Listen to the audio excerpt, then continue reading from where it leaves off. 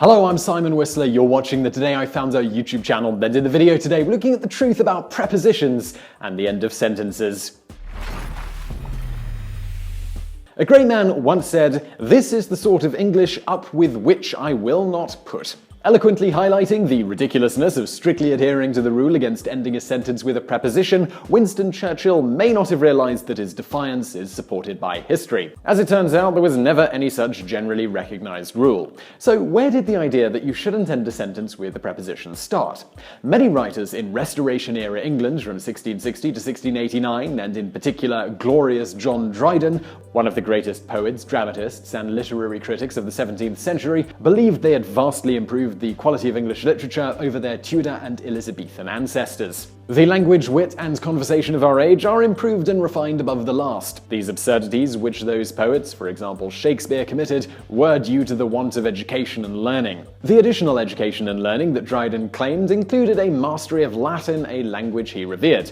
And since in Latin one cannot end a sentence with a preposition, Dryden contended that it shouldn't be allowed in English either. This is the exact same reason why, for a very brief time, it was considered incorrect in some circles to split an infinitive. Influential, many listened to him, including Bishop Robert Loth, a Fellow of the Royal Society of London and author of A Short Introduction to English Grammar from 1762. An extremely popular textbook on the subject, the Short Introduction included what came to be known as Drydens Rule, although even Loth acknowledged that ending a sentence with a preposition was not only dominant in common conversation, but also that it suits very well with the familiar style in writing. Nevertheless, since Loth, like Dryden, felt that placing the preposition before the relative is more graceful, then since these two literary giants were in favor of it, many decided to adopt the style. By the dawn of the 20th century, it had taken on the characteristics of a rule, particularly among grammar school teachers.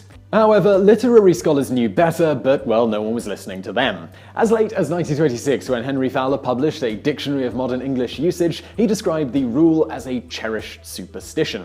As for today, according to the Oxford Dictionaries, there are 4 primary types of sentences where it sounds more natural to end a sentence with a preposition. The infinitive, Joe had no one to go with, who, what, where type questions, what song were you listening to, passive, the cat was let in, and relative clauses, that's the man she lived with. The Oxford Dictionary's website also recommended a joke to really drive the point home. A snobbish English teacher was sitting in an Atlanta airport coffee shop waiting for a flight back to Connecticut when a friendly Southern belle sat down next to her.